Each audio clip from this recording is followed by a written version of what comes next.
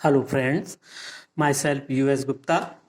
आज मैं आप लोगों को अप्लाइड मैकेनिक्स सब्जेक्ट के बारे में बताऊंगा। यह सब्जेक्ट सेकेंड सेम सिविल एवं मैकेनिकल इंजीनियरिंग के छात्रों को पढ़ाया जाता है।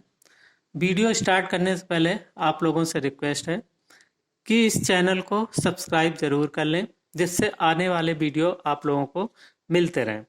तो हम आज शुरू करते हैं अप्लाइड मैकेनिक्स का चैप्टर 1 इंट्रोडक्शन यानी परिचय।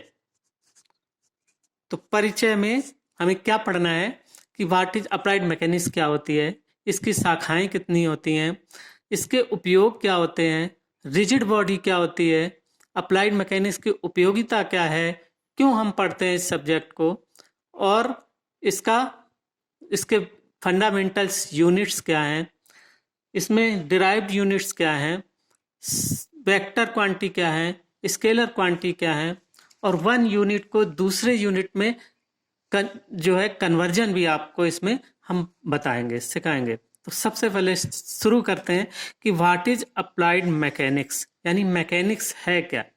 मैकेनिक्स विज्ञान की वह शाखा है जिसके अंतर्गत बलों के बिहेवियर तथा वस्तु यानी बॉडी पर उनके इफेक्ट के विषय में अध्ययन किया जाता है।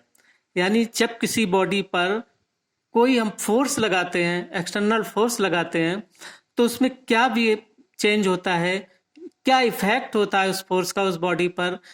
जैसे कि सपोज हमने किसी बॉडी पर फोर्स लगाया, हो सकता है उसका इलोंगेशन हो जाए, उसकी लंबाई की दिशा में लगाया तो बढ़ जाए, या उसमें कोई भी फोर्स लगाने पर वो मूव करने लगे, मोशन में आ जाए, या ऐसा कोई स्ट्रक्चर है जिसमें हम इतने फोर्सेस लगाएं कि उनका वो बॉडी इक्विलिब्रियम में उसी कंडीशन में बनी रहे, यानी स्टेबल साम्य अवस्था में बनी रहे। तो ये अध्ययन सब जो है ये अप्लाइड मैकेनिक्स के अंतर्गत हम करते हैं। यानी किसी भी बॉडी पर जब हम कोई फोर्स लगाते हैं तो उस फोर्स के बिहेवियर और उस बॉडी पर उसके इफेक्ट का अध्ययन इस अप्लाइड मैकेनिक्स में किया जाता है। तो इसकी निम्न शाखाएं हैं। नंबर 1 स्टैटिक्स यानी जब बॉडी विरामावस्था में है, कंप्लीटली इक्विलिब्रियम में है, यानी उस समय जब जो भी हम इस पे आने वाले फोर्सेस का इफेक्ट करते हैं कि जो भी फोर्स लग रहे हैं तो किस तरह से बॉडी इक्विलिब्रियम में है, कैसे स्टेबल कंडीशन में बनी हुई है, तो ये सब अध्ययन जब हम करते हैं तो इसको कहते हैं हम स्टैटिक्स। दूसरी आती है इसके डायनामिक्स इसके अंतर्गत बलों के प्रभाव में गतिमान वस्तुओं का अध्ययन किया जाता है। यानी जब बॉडी गतिमान हो तो उसमें क्या क्या फोर्स लग रहे हैं, कहाँ से इफेक्ट आ रहा है, ये सारा अध्ययन करना है। क्या चेंज हो रहा है कि एक्सेलरेशन कितना बढ़ रहा है, वेलोसिटी घट रही है, बढ़ रही है, ये फोर्स का क्या उसमें इफेक्ट हो रहा है, तो ये हम डायनामिक्स के अंतर्गत पढ़ते हैं। तो इसकी भी 2 शाखाएं हैं। एक होती काइनेमेटिक्स, इसके अंतर्गत वस्तुओं की केवल गति के विषय में अध्ययन किया जाता है, सिर्फ ओनली गति, जो मोशन उसकी हो रही है, जो भी स्पीड है उसके बारे में अध्ययन करते हैं।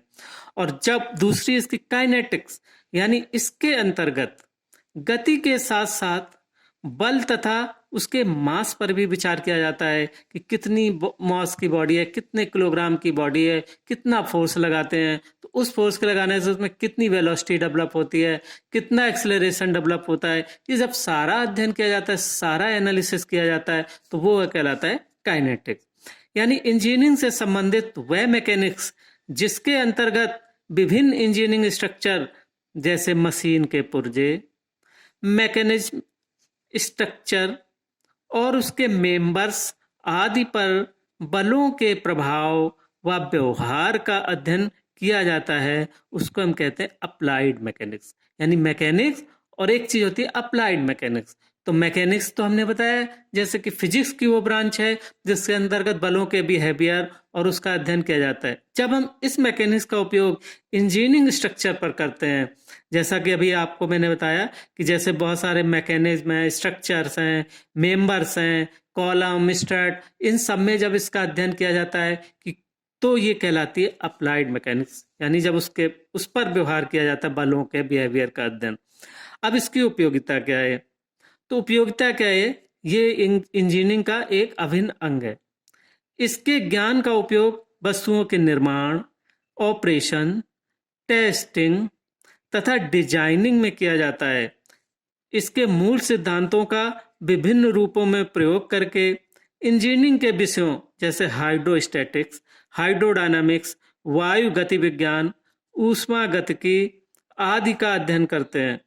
फलस्वरूप हम क्या होता है, इसके फलस्वरूप अनेक उपयोगी मशीनों, मैकेनिज्म, स्ट्रक्चर आदि का निर्माण होता है। पहले से तो हम स्टडी करेंगे इसके मूल सिद्धांतों का कि किस तरीके से इसको डिजाइन करना है, तो कितना फोर्स लगाना होगा, कैसे इसके व्यवहार में परिवर्तन, कैसे इसके जो मूल आकार है उसका परिवर्तन उसमें किया जा सकता है, एक रूप से दूसरे रूप में रूपांतरण कैसे किया जा सकता है फॉर्म में।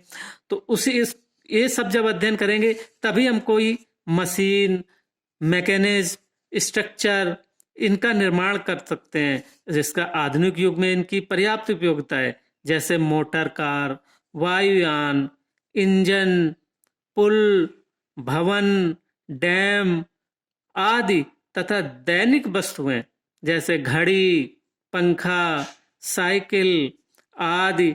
इसके अतिरिक्त दैनिक जीवन में अनेक ऐसी क्रियाएं जैसे चलना, झुकना, तैरना, पतंग उड़ाना, पहाड़ी पर चढ़ना आदि को समझने के लिए भी अप्लाइड मैकेनिक्स का ज्ञान आवश्यक है। तो अब अप्लाइड मैकेनिक्स का जो हम अध्ययन करते हैं तो किस पर अध्ययन करते हैं? मेनली हम अध्ययन करते हैं इसके रिजिड बॉडी पर, यानी व्हाट इज रिजिड बॉडी कि अब हम इसका अध्ययन किस पर करेंगे कि रिजिड बॉडी, यानी एक ऐसी कल्पना करते हैं रिजिड बॉडी की कि जिसमें केवल फोर्स का बाहरी इफेक्ट का अध्ययन किया जाए, यानी इसके इंटरनल स्ट्रक्चर में कोई परिवर्तन ना हो। वह पिंड, वह बॉडी जिस पर बल लगाने पर उसके मॉलिक्यूल्स के बीच की दूरी कांस्टेंट रहे, अर्थात मॉलिक्यूल्स जिस प्रकार एक दूसरे से रिजिडली बद्ध हों तो वह बल लगाने पर उसी प्रकार बद्ध रहें, यानी उसी प्रकार फिक्स रहें। उनके जो इंटर मॉलिकुलर जो डिस्टेंस है उसमें कमी ना हो, उसी जिस स्ट्रक्चर में जो भी बॉडी बंधी हुई है उसका वैसे ही स्ट्रक्चर है, यानी उसके शेप में कोई परिवर्तन ना हो, तो उसको हम कहते हैं रिजिड बॉडी। यानी वो बॉडी जिस पर एक्सटर्नल फोर्स लगाने पर उसके आकार शेप में बहुत कम या नगण्य नेग्लिजिबल परिवर्तन होता है, इस प्रकार की बॉडी को रिजिड बॉडी कहते हैं। यानी जब भी हम कोई फोर्स लगाएंगे तो उसमें एक्सटर्नल इफेक्ट हो सकता है, यानी वो मूव कर सकती है, रोटेट कर सकती है, ट्विस्ट घूम सकती है, ऊपर नीचे गिर सकती है, लेकिन उसके जो मॉलिक्यूल्स आपस में बंधे हुए हैं, मॉलिक्यूल्स कैसे बंधे होते हैं? वो मॉलिकुलर इंटर अट्रैक्शन फोर्स के कारण आपस में रिजिडली बंध होते हैं। तो इस प्रकार जो मॉलिक्यूल्स बंधे होते हैं जिसके कारण किसी भी बॉडी का एक शेप होता है, तो वो शेप में कोई परिवर्तन ना हो, यानी उस मॉलिक्यूल्स में जो मॉलिकुलर डिस्टेंस है उसमें बिल्कुल चेंज ना हो, तो इस प्रकार की बॉडी को हम कहते हैं रिजिड बॉडी। तो रिजिड बॉडी आपको समझ में आ गया क्या होता है रिजिड बॉडी। अब क्या होता है कि अप्लाइड मैकेनिक्स फिजिक्स की ब्रांच है, तो अब फिजिकल जो क्वांटिटीज होती हैं उनको हमें रिप्रेजेंट करना होता है, जैसे मूल मात्रक में रिप्रेजेंट करते हैं कैसे कि मान लो इतनी बॉडी है तो कैसे रिप्रेजेंट करें कि कितने किलोग्राम की है, कितने ग्राम की है, या तो ये क्या होते हैं ग्राम, ये कहाँ से आए, कैसे करते हैं इनको? तो सारी जितनी फिजिकल क्वांटिटीज हैं वो क्या रिप्रेजेंट करती हैं, या तो मैग्नीट्यूड या डायरेक्ट, मैग्नीट्यूड और डायरेक्शन दोनों, यानी उनको हमें रिप्रेजेंट करते हैं। तो इसी आधार पर एक को हम कहते हैं स्केलर क्वांटिटी और एक को कहते हैं वेक्टर क्वांटिटीज। यानी सारी जो फिजिकल क्वांटिटीज हैं, फिजिकल क्वांटिटीज क्या है, यानी जो फिजिक्स में उपयोग होती हैं, चाहे दूरी हो, डिस्टेंस हो, वेग, वेलोसिटी, गति, फोर्स, मोमेंटम, ये सारी फिजिकल क्वांटिटी, टेम्परेचर, प्रेशर या जो भी क्वांटिटी आती हैं, वो इलेक्ट्रिक करंट, तो ये सारी चीजें को हम कहते हैं फिजिकल क्वांटिटीज। क्या समझे? यानी जो फिजिकल क्वांटिटीज होती हैं वो क्या होती हैं, जो भी हम फिजिक्स में उनके नाम का उपयोग करते हैं। तो इन सारी फिजिकल क्वांटिटीज को हम दो भागों में बांटते हैं, दो वर्गों में इनको रखते हैं। तो एक को कहते हैं हम स्केलर क्वांटिटी और दूसरे को कहते हैं हम वेक्टर क्वांटिटी। तो what is scalar quantity? Scalar quantities किसे कहते हैं? कि वे भौतिक राशियां जिन्हें व्यक्त करने के लिए केवल परिमाण की आवश्यकता होती है, यानी मैग्नीट्यूड की आवश्यकता होती है, जैसे मास, टेम्परेचर, टाइम आदि। तो ये क्या कहलाती हैं? ये कहलाती हैं स्केलर क्वांटिटी, यानी जिनको रिप्रेजेंट करने के लिए, व्यक्त करने के लिए सिर्फ मैग्नीट्यूड यानी परिमाण की आवश्यकता होती है। अब जैसे हम इसको एक्सप्लेन करना चाहें कि जैसे मास है, क्यों मास स्केलर क्वांटिटी है? कि मास से क्या मतलब है कि कितना अमाउंट, यानी कितने ग्राम, कितने किलोग्राम। तो इसमें क्या शो हो रहा है? सिर्फ अमाउंट शो हो रहा है। यानी अगर हम मास को रिप्रेजेंट करें तो क्या शो होगा? सिर्फ अमाउंट शो होगा, इसमें कोई डायरेक्शन नहीं होगी। ठीक, तो इसलिए इसको हम स्केलर क्वांटिटी कहते हैं। क्योंकि स्केलर क्वांटिटी क्या है? यानी वे भौतिक राशियां जिनको रिप्रेजेंट करने के लिए सिर्फ मैग्नीट्यूड की आवश्यकता होती है, यानी केवल परिमाण की आवश्यकता होती है, दिशा की नहीं। तो इसको कहते हैं स्केलर क्वांटिटी। तो मास क्या है? एक स्केलर क्वांटिटी, क्योंकि इसको रिप्रेजेंट करने के लिए सिर्फ मैग्नीट्यूड की आवश्यकता है, यानी कितने किलोग्राम, कितने ग्राम आदि। इसी प्रकार से अगर हम दूसरा एग्जाम्पल लें, जैसे टेम्परेचर। तो टेम्परेचर मतलब तापमान। तापमान से क्या मतलब है? कि कितना अधिक गर्म और कितना ठंडा, यानी कितने डिग्री सेंटीग्रेड, कितने डिग्री फ़ारेनहाइट। तो इसमें क्या शो हो रहा है? केवल कितना, हाउ मच, यानी अमाउंट, यानी ओनली शो द मैग्नीट्यूड। सिर्फ मैग्नीट्यूड शो हो रहा है, यानी अमाउंट शो हो रहा है। तो इसलिए ये क्या है? This is a scalar quantity, कि how much cold and how much hot, कितना गर्म, कितना ठंडा, कितने डिग्री सेंटीग्रेड, कितने डिग्री फ़ारेनहाइट। तो यही सारा शो हो रहा है, इसलिए टेम्परेचर एक स्केलर क्वांटिटी है। इसी प्रकार हम अगर टाइम से लें, तो टाइम में क्या होता है? टाइम में क्या कहते हैं? कि कितने मिनट, कितने सेकंड, कितने घंटे। तो कितना यानी केवल अमाउंट आ रहा है, ऐसा तो नहीं कहते कि कितने मिनट पूरब दिशा में, कितने मिनट ऊपर, ऐसा नहीं कहते ना। सिर्फ यही कहते हैं कि कितने मिनट, कितने सेकंड, कितने घंटे। तो इसका मतलब क्या हुआ? कि इसमें सिर्फ मैग्नीट्यूड की आवश्यकता होती है। तो इसको हम किस श्रेणी में रखेंगे? स्केलर क्वांटिटी में, यानी सिर्फ अमाउंट हो रहा है, इसलिए इसको हम रखेंगे स्केलर क्वांटिटी। दूसरी क्वांटिटी क्या होती है? Vector quantity. वेक्टर क्वांटिटी क्या होती है? यानी वे भौतिक राशियां यानी वो फिजिकल क्वांटिटी जिनको व्यक्त करने के लिए, यानी रिप्रेजेंट करने के लिए मैग्नीट्यूड यानी परिमाण के साथ साथ दिशा यानी डायरेक्शन की भी आवश्यकता होती है। कैसे कहते हैं? कि मैग्नीट्यूड के साथ साथ डायरेक्शन की भी आवश्यकता हो। तो ऐसी क्वांटिटीज को, यानी ऐसी राशियों को सदिश राशियां यानी वेक्टर क्वांटिटीज कहते हैं। जैसे फोर्स बल, वेग वेलोसिटी, संवेग मोमेंटम, आघूर्ण मोमेंट आदि। तो अब जैसे हम एक एक पर विचार करें, मान लो कि हम वेग को कहते हैं। वेग का क्या मतलब होगा? वेग में क्या होगा? कि कोई बॉडी इतने वेग से पूरब दिशा में चल रही, या इतने वेग से ऊपर से नीचे की ओर आ रही है, या इतने वेग से दक्षिण की ओर चल रही है। तो इसका मतलब क्या हुआ? कि कितना वेग है? कि 2 मीटर प्रति सेकेंड। तो 2 मीटर प्रति सेकेंड क्या हो गया? इसका मैग्नीट्यूड हो गया। अब किस दिशा में? किसी निश्चित दिशा में चल रही होगी। तो इसका मतलब क्या हुआ? कि इसमें मैग्नीट्यूड के साथ साथ दिशा भी छुपी होती है, यानी दिशा भी रिप्रेजेंट होती है। तो इस प्रकार की क्वांटिटी को हम कहते हैं इस वेक्टर क्वांटिटी। तो वेग क्या है? वेग एक सदिश राशि है, क्योंकि इसमें परिमाण और दिशा दोनों हैं, मैग्नीट्यूड एंड डायरेक्शन दोनों हैं। अब अगर हम फोर्स पे विचार करें तो फोर्स को क्या करेंगे कि इसको व्यक्त करने के लिए क्या कहेंगे कि कितने न्यूटन बल। अब ऐसे ही नहीं होता, बल कितने न्यूटन, इतने न्यूटन बल हॉरिजेंटल डायरेक्शन में, या हॉरिजेंटल से इतने डिग्री ऊपर की ओर, या बल नीचे की ओर, या बल दाईं ओर या बाईं ओर, या पूरब की ओर या पश्चिम की ओर या दक्षिण की ओर, या पूरब से इतने डिग्री पश्चिम की ओर। तो क्या होगा? इसका मतलब बल में क्या होगा कि दिशा भी होती है, यानी मैग्नीट्यूड के साथ साथ इसमें डायरेक्शन भी होता है।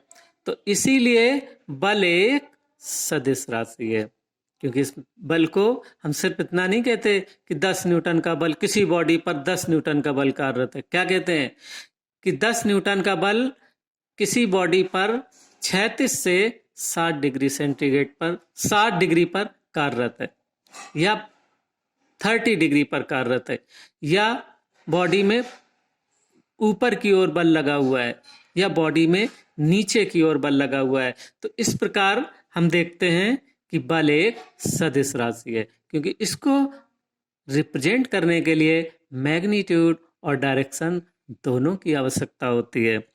इसी प्रकार से हम देखें मोमेंट, आघूर्ण। तो आघूर्ण क्या होता है कि जब हम किसी बॉडी पर फोर्स लगाते हैं तो वो किसी बिंदु के सापेक्ष या किसी एक्सिस के सापेक्ष रोटेट करती है। तो अब रोटेट करना, जहां रोटेट आ गया तो रोटेट कैसे करेगी? आइदर वो घड़ी की सुइयों की दिशा में रोटेट करेगी यानी क्लॉकवाइज, आइदर घड़ी की सुइयों के विपरीत दिशा में रोटेट करेगी यानी एंटी क्लॉकवाइज। तो इसका मतलब क्या हुआ कि इसमें दिशा है कि इतने न्यूटन मीटर के मोमेंट से क्लॉकवाइज रोटेट कर रही है बॉडी किसी एक्सिस के सापेक्ष। तो इसको रिप्रेजेंट करने के लिए मैग्नीट्यूड और डायरेक्शन दोनों की आवश्यकता होती है, तो इसीलिए ये वेक्टर क्वांटिटी है। तो इन शॉर्ट हम ये कह सकते हैं कि वो फिजिकल क्वांटिटी जिनको रिप्रेजेंट करने के लिए सिर्फ मैग्नीट्यूड की आवश्यकता होती है वो स्केलर क्वांटिटी कहलाती हैं, और जिनको रिप्रेजेंट करने के लिए मैग्नीट्यूड और डायरेक्शन दोनों की आवश्यकता होती है उनको हम कहते हैं वेक्टर क्वांटिटी। जैसे कि हमने अभी एक आपको चित्र दिखा रहे हैं कि एक फोर्स है, एक्स एक्सिस से 30 डिग्री पर 5 न्यूटन का फोर्स कार्यरत है। तो इसका मतलब क्या हुआ कि बल 5 न्यूटन है, magnitude 5 Newton and direction x axis से 30 डिग्री पर, तो इसलिए ये वेक्टर क्वांटिटी है।